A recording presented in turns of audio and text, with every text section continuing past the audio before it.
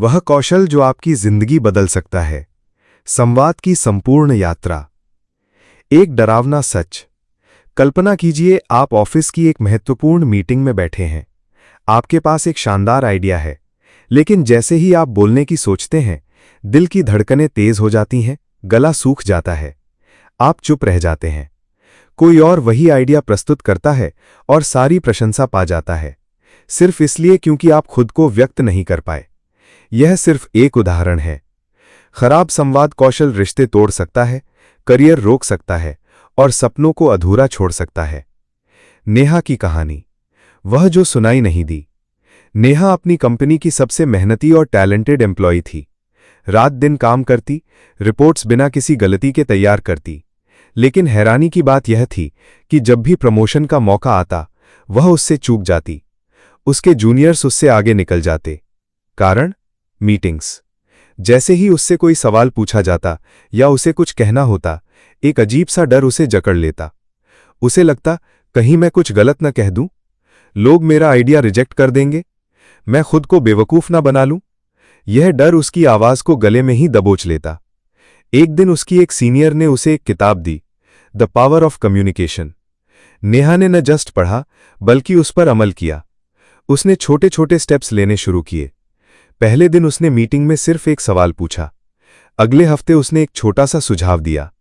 धीरे धीरे उसका आत्मविश्वास लौट आया। 6 महीने बाद नेहा न सिर्फ प्रमोट हुई, बल्कि अब वो टीम की लीड है और नए एम्प्लॉइज को कम्युनिकेशन स्किल्स सिखाती है। पाठ 1। सुनने की वह कला जिसे हम भूल गए। संवाद का पहला और सबसे महत्वपूर्ण नियम है सक्रिय रूप से सुनना, एक्टिव लिसनिंग। हम अक्सर सुनने के बजाय सिर्फ जवाब देना सोचते रहते हैं। एक प्रयोग में 2 ग्रुप्स को एक दूसरे से बात करने को कहा गया। एक ग्रुप को बीच बीच में टोकना था, दूसरे को बस पूरा ध्यान देकर सुनना था। रिजल्ट? जिस ग्रुप ने सिर्फ सुना, उसे दूसरे ग्रुप की तुलना में अधिक ट्रस्ट और रिस्पेक्ट मिली। एक्टिव लिसनिंग का मतलब है आंख से संपर्क बनाए रखना। इससे सामने वाले को लगता है कि आप पूरी तरह प्रेजेंट हैं। बीच में न टोकना, सामने वाले की बात पूरी होने दें। बॉडी लैंग्वेज, हां में सिर हिलाना, मुस्कुराना, आगे झुककर बैठना, यह सब दिखाता है कि आप एंगेज्ड हैं। दोहराकर जांचना, रिफ्लेक्टिव लिसनिंग। तो आपका कहना है कि, ऐसा कहकर आप ये कंफर्म करते हैं कि आपने सही सुना और समझा। कॉन्फिडेंस की आवाज, जब शब्द आपके साथ खड़े हों। रोहित एक बेहतरीन सॉफ्टवेयर इंजीनियर था। टेक्निकल स्किल्स में वो अपनी पूरी टीम से आगे था। एक ड्रीम कंपनी का इंटरव्यू था। टेक्निकल राउंड तो उसने झटके से क्लियर कर लिया, लेकिन एचआर राउंड में जब इंटरव्यूअर ने पूछा, टेल मी अबाउट योरसेल्फ, तो रोहित का दिमाग ब्लैंक हो गया। उसकी आवाज कांपने लगी, शब्द टूट टूट कर निकले। इंटरव्यू खत्म हुआ और सिलेक्शन नहीं हुआ। टेक्निकल नॉलेज होने के बावजूद उसका डर और लैक ऑफ कॉन्फिडेंस उसकी सबसे बड़ी वीकनेस बन गई। कॉन्फिडेंस के 3 सीक्रेट्स। 1. तैयारी और अभ्यास, प्रिपरेशन एंड प्रैक्टिस। जो बोलना है उसे रटे नहीं, समझें। मिरर के सामने प्रैक्टिस करें, रिकॉर्डिंग बनाकर सुनें। 2. शारीरिक मुद्रा, पावर पोज। सीधे खड़े हों, कंधे पीछे, सीना तान कर। ऐसा पोज कॉन्फिडेंस पैदा करता है, चाहे आप इनसाइड से नर्वस ही क्यों न हों। 3. ठहराव का जादू, द पावर ऑफ पॉज। जल्दबाजी में न बोलें, 1 सेकंड रुकें, सोचें, फिर जवाब दें। ये ठहराव आपको थॉटफुल और कॉन्फिडेंट दिखाता है। महान अभिनेता ऋषि कपूर ने कहा था, पॉज पावरफुल होता है। वो भाषा जो बिना बोले बोल देती है, बॉडी लैंग्वेज। रिसर्च कहता है कि किसी भी संवाद का केवल 7% असर ही शब्दों से होता है।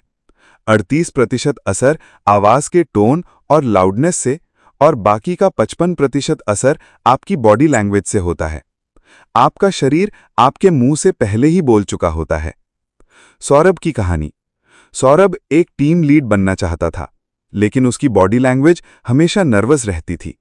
झुकी हुई कमर, बैठे बैठे पैर हिलाना, आंखें मिलाने से कतराना। लोग उसे अनश्योर और इनसिक्योर समझते थे।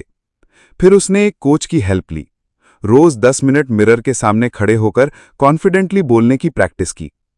अपने पोस्चर, हैंड मूवमेंट्स और स्माइल पर काम किया। 30 दिनों बाद न सिर्फ उसकी बॉडी लैंग्वेज बदली, बल्कि उसने खुद को कॉन्फिडेंट महसूस करना शुरू कर दिया और कुछ ही महीनों में उसे प्रमोशन भी मिल गया। दृढ़तापूर्ण संवाद, विनम्रता से ना कहने की कला।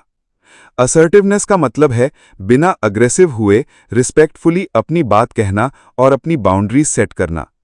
ज्यादातर लोग दो एक्सट्रीम्स में फंसे रहते हैं, या तो वो दब्बू बनकर सबकी हाँ में हाँ मिलाते हैं, पैसिव, या फिर गुस्से में अपनी बात थोपने की कोशिश करते हैं, अग्रेसिव। असर्टिव पर्सन बीच का रास्ता अपनाता है। रजत का उदाहरण।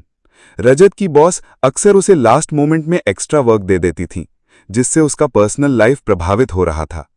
एक दिन उसने हिम्मत जुटाई और कामली कहा, मैम, मैं आपके इस प्रोजेक्ट की इंपॉर्टेंस समझता हूं, लेकिन मैं पहले से ही अपने करंट वर्कलोड में पूरी तरह बिजी हूं। क्या हम इस टास्क की डेडलाइन को एडजस्ट कर सकते हैं, या फिर मैं आपको कल सुबह फर्स्ट प्रायोरिटी पर इसे पूरा करके दूं? ये सुनकर बॉस पहले तो थोड़ी सरप्राइज्ड हुई, लेकिन फिर उसने रजत की ऑनेस्टी की सराहना की और डेडलाइन बढ़ा दी। असर्टिवनेस आपको वीक नहीं बल्कि प्रोफेशनल और सेल्फ रिस्पेक्टफुल बनाती है। टकराव से समाधान की ओर। कॉन्फ्लिक्ट जीवन का एक नेचुरल पार्ट है। कोई भी दो लोग हमेशा एकमत नहीं रह सकते। समस्या टकराव में नहीं, बल्कि उसे हैंडल करने के तरीके में होती है। एक रियल लाइफ सीन। दो कलीग्स अमन और विशाल एक क्लाइंट मीटिंग के दौरान ही एक प्रोजेक्ट पर बहस करने लगे। दोनों एक दूसरे पर चिल्लाने लगे। ब्लेम गेम शुरू हो गया। क्लाइंट ने इस अनप्रोफेशनल बिहेवियर को देखा और कंपनी का कॉन्ट्रैक्ट ही कैंसिल कर दिया।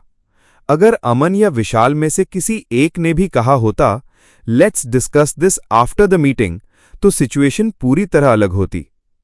कॉन्फ्लिक्ट रेजोल्यूशन के मंत्र। सुनना शुरू करें। पहला इंस्टिंक्ट खुद को सही साबित करना होता है, उस पर काबू पाएं। समस्या को व्यक्ति से अलग रखें। यह आइडिया वर्क नहीं करेगा कहने की बजाय तुम हमेशा गलत आइडिया देते हो कहना अटैक हो जाता है। वी का इस्तेमाल करें। हम इस प्रॉब्लम को कैसे सॉल्व कर सकते हैं, ऐसा कहने से आपसी टकराव की जगह टीम वर्क की भावना आती है। निष्कर्ष, ये यात्रा आपकी है। संवाद कोई डेस्टिनेशन नहीं है, बल्कि एक कंटिन्यूअस जर्नी है। इसमें कोई परफेक्ट नहीं होता, लेकिन जैसे जैसे आप इन स्किल्स पर प्रैक्टिस करेंगे, आप पाएंगे कि आपके रिलेशनशिप्स स्ट्रांग हो रहे हैं, आपका सेल्फ कॉन्फिडेंस बढ़ रहा है और आपकी अपॉर्चुनिटीज खुल रहे हैं। आज से ही एक छोटी शुरुआत करें। आज किसी एक व्यक्ति से बात करते समय पूरा ध्यान से सुनें। फोन को साइड में रख दें। मिरर के सामने 2 मिनट किसी टॉपिक पर बोलने की प्रैक्टिस करें। किसी एक ऐसी सिचुएशन में जहां आप हमेशा हां कह देते थे, आज विनम्रतापूर्वक ना कहने की हिम्मत जुटाएं। याद रखिए, आपके शब्दों में वो ताकत है जो आपकी दुनिया बदल सकती है। उन्हें वाइजली यूज कीजिए।